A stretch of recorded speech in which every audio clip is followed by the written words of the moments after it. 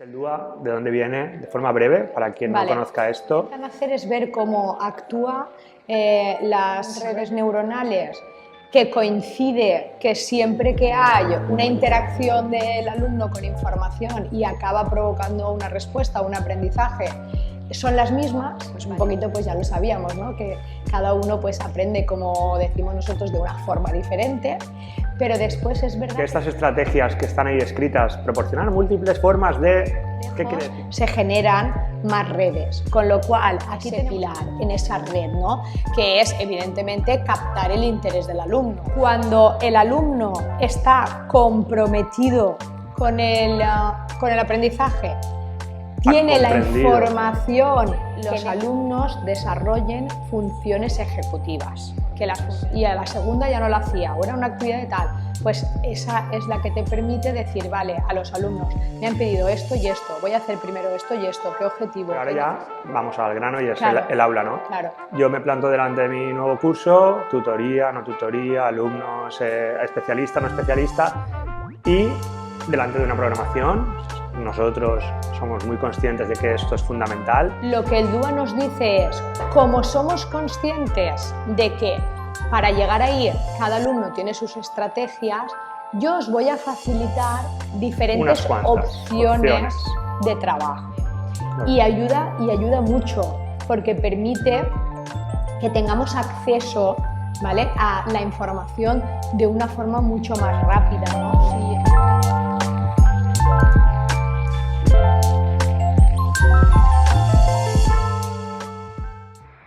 Bueno, Fanny, bienvenida de nuevo al podcast. Ahora por fin podemos decir que hemos encontrado ya la pareja definitiva, ¿no?, de gente interesante en este podcast, ahora que Guille no nos está escuchando. Bueno, nuestro primer podcast juntos y bueno, yo le digo, ¿no?, a toda nuestra audiencia que tenía muchas ganas porque quiero aprender mucho de ti sobre el diseño universal para el aprendizaje, sobre la inclusión. Eres nuestro referente, ¿no?, nuestra cabeza visible dentro de la Escuela de Maestros, con todo el equipazo que tenemos además. Y bueno, sin más, pues me gustaría empezar pues por el principio, ¿no? Hemos leído mucho sobre el DUA, sobre qué es, sobre qué no es, sobre cómo se implementa, pero si te parece empezamos por la base, ¿no? ¿Qué es el DUA? ¿De dónde viene? De forma breve, para quien no conozca esto. Bueno, encantada de estar contigo, la primera vez que nos sentamos juntos, pero tenía muchas ganas. Y vamos a empezar. A ver, el DUA es el diseño universal para el aprendizaje, ¿vale? Y bueno, sus orígenes están sobre los años 60, 70, cuando empieza en la comunidad científica a liderar un pensamiento de universalizar las cosas, ¿no? Y en ese momento lo que nos llega en principio aquí, años después, es el diseño universal arquitectónico, ¿no? Que es cuando desde la arquitectura se plantean cómo hacer que los edificios pues, puedan ser servibles, accesibles para todo el mundo, pues, independientemente de las características que tengan, ¿no? Y en este sentido, paralelamente, en educación, desde la corriente de la neuroeducación, de la neurociencia, pues intentan ver si esa filosofía puede aterrizar en el modelo educativo, ¿no? Cómo hacer que el aprendizaje sea universal para todos. Y en ese sentido, pues empiezan a producirse determinadas investigaciones que lo que intentan hacer es ver cómo actúan las redes neuronales cuando un alumno interactúa en determinada información que al final acabamos diciendo que eso le ha provocado un aprendizaje, ¿no? Entonces, pues en ese momento se identifican varios puntos, ¿no? Y entre ellos es que sí que es verdad que hay determinadas redes neuronales que coincide que siempre que hay una interacción del alumno con información y acaba provocando una respuesta, un aprendizaje, son las mismas, ¿vale? Lo que observan en las diferentes investigaciones es que las estrategias que se utilizan para eso por parte de los profes son diferentes. Entonces, esto demuestra dos cosas. La primera, que por una parte tenemos que saber que los alumnos, para llegar a activar esas áreas, precisan de estrategias diferentes, que eso pues un poquito pues ya lo sabíamos, ¿no? Que cada uno pues aprende, como decimos nosotros, de una forma diferente, pero después es verdad que tenemos un punto de conexión y es que cuando llegamos a activar esas áreas sí que acabamos diciendo que hay aprendizaje, ¿vale? Fenomenal. Pues entonces interpreto que en las diferentes estrategias que podemos utilizar los docentes en las aulas facilitan la activación de unas redes, ¿no? Que ahora nos contarás qué 3 redes están identificadas, ¿no? Qué colores, ¿no? Porque están muy asociadas a colores también. Sí. Y entonces interpreto que el DUA nos facilita, nos proporciona estas estrategias para ir activando estas redes, ¿no? Entonces, para los docentes en el aula, ¿cómo podemos interpretar un documento que parece un tanto pues no sé, un poco alejado si lo estudiamos simplemente lo que es el documento del DUA, estas tablas, ¿no? Que aparecen ahí, que si nadie nos indica cómo aterrizarlas en el aula, pues parece que está un poquito alejado, ¿no? Claro. ¿Cómo podemos hacer que estas estrategias que están ahí escritas proporcionan múltiples formas de qué quiere decir todo esto, estas 3 redes, cuál es cada una, por qué hay una primero, por qué hay una después, por qué hay unos códigos? ¿Qué es esto? A ver, de todo el proceso este de investigaciones que te comentaba surge por parte de la asociación CAST, que es la que un poco intenta poner en orden o en un documento como una especie de herramienta que sirva luego a los docentes de lo que ellos descubrieron para potenciar luego aprendizajes en el aula, ¿vale? Surge una herramienta que se organiza de una forma que tienes que entender un poquito el funcionamiento cerebral, ¿vale? ¿Por qué? Porque las redes neuronales, cuando los alumnos empiezan a tener aprendizajes, van efectuándose determinadas conexiones entre las neuronas. Y cada vez que los aprendizajes son más complejos, se generan más redes. Con lo cual, aquí tenemos que tener en cuenta que ese instrumento, tú tienes que tener la capacidad de interpretarlo para entender un poco lo que luego vas a tener que replicar en el aula, ¿vale? Lo más importante es que hay 3 pilares, que son los que dan vía a las 3 redes, ¿vale? Está, en un primer momento, el pilar que, como bien has dicho, David, el DUA también intenta trabajar mucho con los códigos y con los colores, ¿vale? Entonces, se le asigna el código o el color verde a la red que ahora sabemos que es muy importante, que es la red del compromiso. Y es esa área lateral que se activa cuando hay un aprendizaje significativo, que es la que permite que el alumno conecte con lo que está pasando, ¿vale? Es la red más emocional, es el porqué o el para qué del aprendizaje. Y entonces, paramos un segundo. ¿Tiene que ver con la motivación, con el conectar con el propósito de lo que se está haciendo? Interpreto, vale. ¿No? Claro, cuando entendemos el funcionamiento del principio, vemos que en una primera parte está la motivación, pero no es lo único. Correcto, es el principio del compromiso. Claro, es el y es la columna 1. Correcto. Para entendernos, correcto, ¿no? Correcto. Cuando tú vas a trabajar en un principio, tienes que saber que hay como una estructura, ¿vale?, que se va fundamentando una con otra, que no siempre es preciso trabajarla de arriba abajo, porque esto, como os voy a decir, el instrumento tú lo analizas por separado, los pilares, pero en el funcionamiento cerebral las redes actúan conjuntamente, ¿vale? Entonces, no siempre tenemos que empezar o tenemos que focalizarnos en decir, vale, voy a trabajar la motivación para luego pasar a estructuras más complejas. Tenemos que ir trabajándolo todo. Pero sería la parte como más inicial del trabajo en ese pilar, en esa red, ¿no? Que es, evidentemente, captar el interés del alumno. Eso es lo que nosotros conocemos habitualmente como motivación. Pero el captar el interés no es solo una parte fundamental de esa red, porque después está la estructura siguiente, que es mantener el esfuerzo y la persistencia en el trabajo, ¿no? Que es lo que a veces nos pasa, ¿no? Que creamos actividades de motivación súper chulas, bien, hemos captado el interés de nuestros alumnos, bien, pero cuando estamos llevando a cabo la situación de aprendizaje, durante el camino vemos que se deshincha. ¿Por qué? Porque esa red tiene un proceso de construcción, ¿vale? Que después de tener captada el interés del alumno, lo que necesitamos es enseñarle a que mantenga el esfuerzo, a que tenga perseverancia en la tarea, a que tenga claridad en todo el camino que va a tener que recorrer y que él mismo se vaya autogestionando, que sería la parte final, que es el proceso de autorregulación. O sea, cuando tú ves a un alumno que es capaz de reflexionar en su propio proceso y decir, a la próxima, si vuelvo a pasar por este camino, yo haría esto, haría lo otro, haría tal, esa sería, como si dijéramos, la parte más compleja en la que tenemos que llegar a trabajar con los alumnos, ¿vale? Lo que llamamos la parte de la internalización, ¿no? Correcto. Porque hay como también la lectura del DUA en columnas y en filas, y en ¿no? filas, correcto. ¿Vale? Entonces, la primera columna sería la parte del compromiso y luego dentro de la parte del compromiso 3 bloques. 3 bloques, ¿no? Que van como un poco actuando por orden de complejidad, que sería el acceso a la red, la construcción y luego la internalización de la red. Perfecto. Para acabar con esta red, el porqué de cuando vemos en algunas imágenes del DUA, ¿por qué aparece con un código con el número 7172 y por qué no el 1112? Correcto.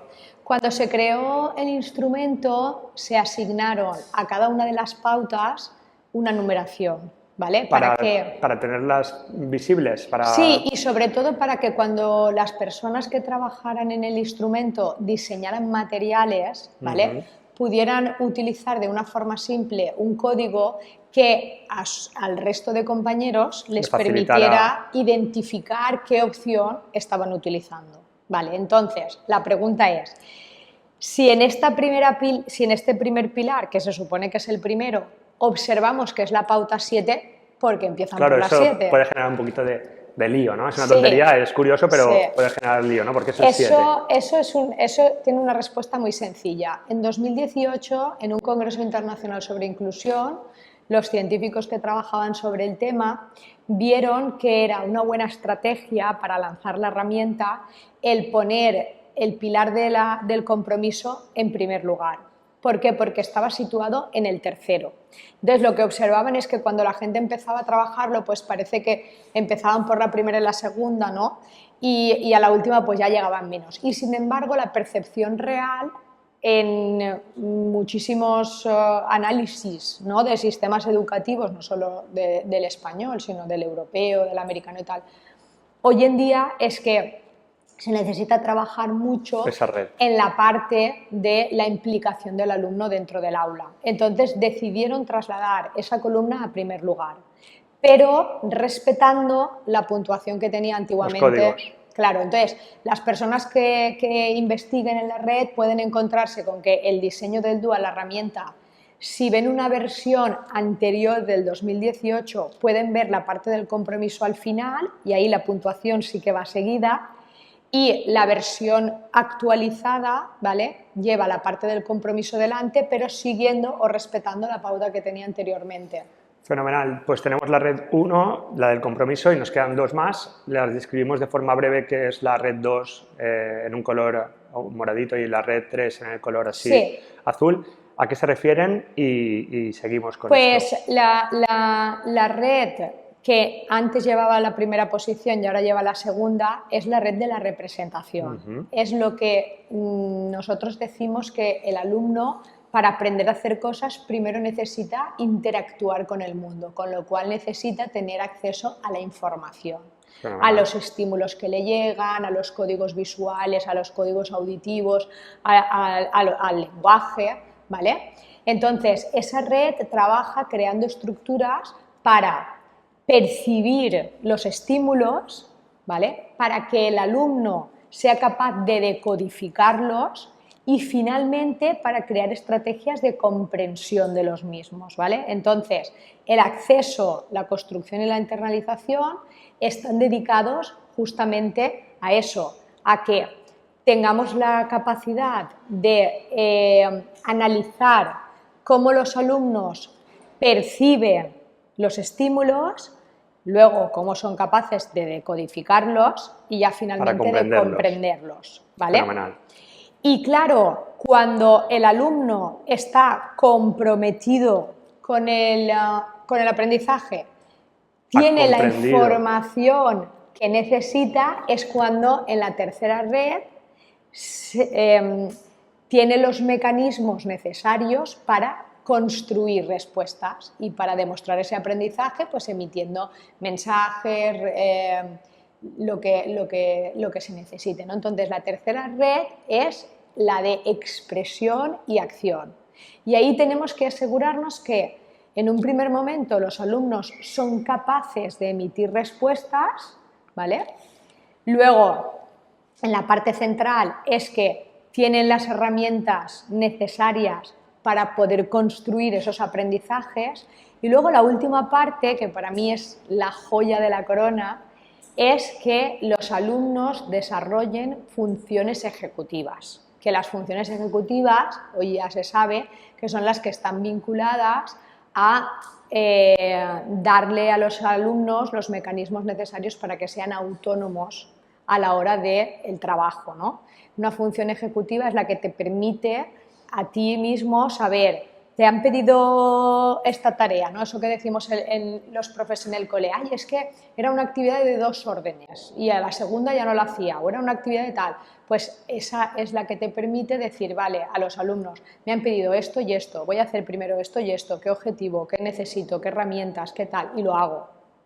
La planificación, digamos. Correcto. La planificación y la ejecución. Y la ejecución, ¿vale? El marcarte los objetivos, planificarte lo necesario y ejecutarlo, ¿vale? Entonces, como ves, el panorama de los 3 pilares, ¿vale? Al final es una cosa universal. Todos los alumnos, independientemente de sus capacidades y de sus necesidades, necesitan conectar con el aprendizaje, tener información y tener la capacidad de emitir respuestas. Eso sería la base, como si dijéramos, del aprendizaje significativo, ¿no? Vale, perfecto. Aquí, pues bueno, tampoco entraremos en detalles, ¿no? ni en cuestiones alrededor de lo que es el DUA y de su evidencia científica y demás. Nosotros, al llevarlo a cabo en las aulas, vemos que son unas estrategias que nos permiten acercarnos más a nuestro alumnado y como tal lo tratamos, ¿no? Claro. Tampoco... A ver, David, es que en esto hay que ser un poco precavido, ¿no? Porque en la comunidad científica pues pueden haber detractores o personas que estén a favor de determinadas estrategias o tal, según cómo consideren de viables o no que son las investigaciones que las han llevado a ponerlas ahí. Pero nosotros lo que hacemos en la parte práctica es, somos profes, lo acogemos y empezamos a generar experiencias educativas y vemos que nos sirve, ¿vale? Perfecto. Entonces, nosotros, ¿por qué acogemos el DUA desde una perspectiva positiva? Lo primero de todo porque cuando enseñamos el modelo, los propios profes nos damos cuenta de determinadas cosas que desconocíamos. Correcto. Y que a lo mejor no estamos implementando bien. Correcto. Y la generalización es que muchos profes, cuando yo lo explico, empiezan a decir, ay, esto lo hago, y lo otro lo hago, y lo otro lo hago. Yo digo, claro que lo haces, porque siempre hemos trabajado intentando que los alumnos aprendan. Claro. Entonces, hay muchísimas estrategias que tú vas a poder ver identificadas en uno de los pilares que ya estás haciendo, que es súper guay, pero que tú tienes que tener el conocimiento de lo hago por esto y entonces... Y para esto, además. Correcto. Y además le doy la frecuencia que considero que es necesaria para que eso verdaderamente sea significativo. Porque a veces hay profes que me dicen, yo hago esta estrategia que estaría o que iría para la comprensión o para las funciones ejecutivas. ¿Vale? Una vez al año. Exacto. ¿Cuántas veces lo hago, no? En esta unidad didáctica lo hice, esta tal... Ya, pero esto para que al final cale en el alumno, tú tienes que hacerlo de una forma sistemática, en cada unidad didáctica, cada tal. Entonces, al final, el DUA lo que nos hace es abrirnos a ese conocimiento y provocar como la utilización de determinadas estrategias de la forma en la que nosotros queremos que sean eficaces para los chavales. Perfecto, pues vayamos a eso, que creo que es lo que más nos interesa, porque realmente conocer el modelo es perfecto, conocer el DUA es genial desde la perspectiva que lo has contado y cómo lo has contado para entenderlo. Pero ahora ya vamos al grano y es Claro, el aula, ¿no? Claro. Yo me planto delante de mi nuevo curso, tutoría, no tutoría, alumnos, especialista, no especialista, y delante de una programación. Nosotros somos muy conscientes de que esto es fundamental, hacer una buena situación de aprendizaje, diseñarla en base a un producto final, socialmente relevante, como siempre defendemos. Entonces, utilizo el DUA para analizar mi situación de aprendizaje en el documento de esa situación de aprendizaje. Utilizo el DUA para mejorar mis actividades, utilizo el DUA para implementarlo en la parte de la evaluación. ¿Cómo lo utilizo? ¿Qué hago con él? Vale. Esto lo vamos a unir a una cosa que hemos dicho antes, David, y no la hemos acabado de aterrizar. Y entonces nos va a servir para empezar a hablar de esto. Y es que, ¿te acuerdas que habíamos dicho que en los estudios surgió que los alumnos tenían estrategias diferentes a la hora de aprender? Vale. Nosotros hemos explicado que el DUA está definido en pilares, ¿vale? Y en diferentes pautas. Y entonces habrá gente que puede haber pensado, ay, entonces todos tenemos que hacerlo de la misma forma. No, y ahora viene lo que queremos introducir. Dentro de cada pauta, lo que el DUA nos dice es, como somos conscientes de que para llegar ahí cada alumno tiene sus estrategias, yo os voy a facilitar diferentes opciones de trabajo. Que quiere decir que tú puedes elegir una, puedes elegir otra y puedes también elegirla en función del alumnado que tienes delante, ¿vale? Y entonces ahora vamos a aterrizar ahí.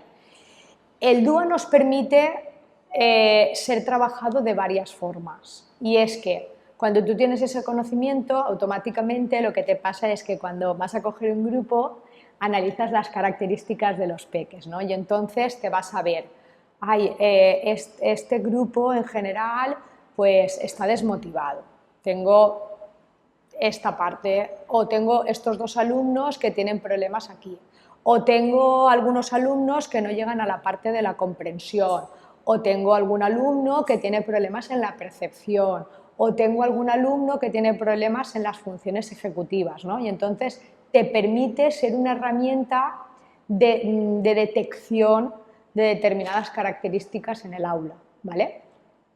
Y después lo segundo es, si yo ya he determinado esas características, lo que tengo que hacer es ver esas opciones que me da el DUA para llevármelas a la programación y trabajarlas de una forma más sistemática, ¿no?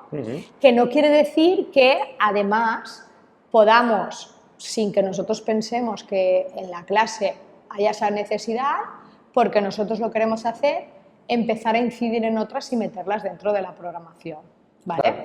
Yo lo que veo al analizar un poco la parte de la programación de la situación de aprendizaje con sus tres pilares de concreción curricular, correcto, transposición didáctica y evaluación, al leer el DUA interpreto que muchas de estas opciones están muy vinculadas a alguna de estas partes. Correcto. Por ejemplo, evidentemente, en la parte del compromiso y algunas opciones de esa red tienen mucho que ver con la tarea final, con conectar con su propósito, con que haya sí o sí una actividad de motivación que active conocimientos previos, pero por otro lado a lo mejor la red de la expresión tiene más que ver con actividades de desarrollo, claro, etcétera. Entonces, todo esto se va construyendo, interpreto, desde la parte de la universalización de esta situación de aprendizaje. Claro. Y luego nos puede facilitar también la personalización. Por supuesto. Como tú estás diciendo, David, el diseño de la situación de aprendizaje por medio de una secuencia de actividades y de una parte y de tres partes, ¿vale? Ya lleva implícito muchos de estos aspectos. Correcto, el planteamiento DUA, porque como hemos dicho, los tres pilares actúan dentro del cerebro en los alumnos en momentos y en fases diferentes del aprendizaje significativo. Entonces, si tú ya tu situación de aprendizaje la diseñas siguiendo estas fases, claro, vas a ver muy bien en qué momento puedes ir infusionando cada una. Eso es lo que quería decirte, porque yo, después de haber visto cómo teníamos un diseño de una situación de aprendizaje con esas partes muy marcadas, con esa secuencia didáctica muy determinada, con la evaluación bien vinculada con las actividades y con los criterios de evaluación y demás, el aterrizaje del DUA no es para nada demasiado chocante, no nos parece nada extraño. Sí que nos aporta en algunas vertientes y ser más consciente, como tú decías, por ejemplo, en la parte de la actividad de planificación, nos facilita que sí o sí la introduzcamos siempre, pero interpreto que si usas un tipo de programación y un tipo de metodología didáctica en el aula, digamos, más competencial, el impacto de esto es menor a nivel de generar una controversia, ¿no? Cuando empezó la parte más administrativa, ¿no? de la educación, hablar del DUA, hablaban vinculado, evidentemente ellos, porque en sus discursos se lo explican, a el mundo de la parte de la tutoría, de los diseños y tal. Y claro, los profes me decían, es que nos dicen que el DUA lo tenemos que meter los propios profes en clase. Y lo veían raro que no estuviera vinculado a los profes especialistas de inclusión, ¿no? Y yo decía, claro, es que el DUA es un instrumento que viene a decirte que de entrada la universalización va al diseño de la situación de aprendizaje. Exacto. No únicamente para aquellos alumnos que tengan necesidades, que después también se puede aprovechar, ¿vale? Porque los alumnos que tienen necesidades, lo que vemos es que esas necesidades vienen dentro de alguna fase del proceso de aprendizaje. Entonces, atacar a esa fase más concreta con opciones del DUA te va a permitir que ellos tengan más accesibilidad en el aula, pero no únicamente por eso, ¿no? Yo siempre pongo el ejemplo de que yo llegué al DUA desde el planteamiento inclusivo y cuando empecé a utilizarlo me di cuenta de que era un planteamiento normalizado para todos los alumnos y para el aula. De hecho, lo he podido comprobar porque utilizando estrategias que pensaba que serían imprescindibles para un alumno concreto, las generalicé a toda el aula y vi que automáticamente mogollón de alumnos se reforzaban en algunos aprendizajes por utilizar esa estrategia. Correcto. Hablamos de inclusión, ¿no? De la parte de la inclusión desde la universalización y desde el diseño del propio tutor, lógicamente con la ayuda de los especialistas que nos permiten trabajar conjuntamente, ¿no? Claro. Vale, fenomenal. Dos aspectos más sobre el DUA y es que esto para las familias, entender el DUA, es decir, los profes tenemos que ayudar a las familias también a comprender cómo estamos diseñando nuestras situaciones de aprendizaje, en base a cómo el DUA nos puede aportar algunas de las opciones que también pueden ellos utilizar en sus casas, o es algo muy lejano a ellos, tenemos que hacérselo llegar, sí, no. Yo creo que es imprescindible, porque yo soy de las personas que pienso que la familia siempre tiene que acompañar en el proceso educativo a los profes, ¿no? Entonces, en su lenguaje, hacerles entender que a veces ellos piensan, han hecho esta estrategia, a mí me ha pasado en clase, ¿no? Han hecho esto por este alumno. Ya. Ellos tienen que entender que cuando se elige algo, se elige porque al final pensamos que es beneficioso para todos. Entonces, hacerles entender esto, ¿vale?, nos va a permitir que ellos cambien la visión y también tengan una visión más de grupo. Porque a veces también las familias ven al grupo, pero mi chaval va a tener un menor rendimiento o va tal, porque siempre es, ya, pero ¿y el mío? Entonces, ellos tienen que entender que el grupo lo que hace es generar oportunidades para todos, que en un momento a lo mejor también van a ser beneficiosas para su propio hijo, ¿vale? Sí, totalmente, porque no veo ninguna de las opciones del DUA, no la veo que sea excluyente para nadie y sino facilitadora para todo el grupo de llegar mejor, ¿no?, a ese aprendizaje. Y luego la tecnología. La tecnología nos puede facilitar, te quería hablar de familia y ahora de tecnología, la tecnología nos puede facilitar alguna de estos pilares del DUA, nos puede ayudar en alguno de ellos en concreto, en todos, en ninguno, ¿Cómo lo ves? Hombre, la tecnología, a ver, yo es que esto lo hablamos en el podcast anterior, ¿no? Y entonces yo siempre pienso que en el término medio está la virtud, ¿vale? Yo no soy ni detractora ni tampoco de las profes que están todo el día en clase enganchados a las herramientas, ¿no? Pero yo creo que tenemos que buscar el equilibrio. Estamos en una sociedad en la que la tecnología es una parte hoy en día ya casi fundamental hasta para pedir cita para ir al médico, y entonces no podemos dar la espalda a determinadas cosas. Entonces, ¿podemos debatir las edades en las que podían entrar? Pues bueno, eso podría ser, pero una vez está eso claro, no hay lugar a dudas a que determinadas cosas nos facilitan mucho el hacer determinadas estrategias en el aula. Yo comentaba la otra vez al compañero, no tendríamos debate si yo te dijera, ya, pero si es un niño que no tiene lenguaje oral y necesita un comunicador para poderse comunicar, ¿tú le darías el iPad o no se lo darías? Tecnología Pues, sí, ¿no? No creo que haya lugar a duda, Claro. ¿no?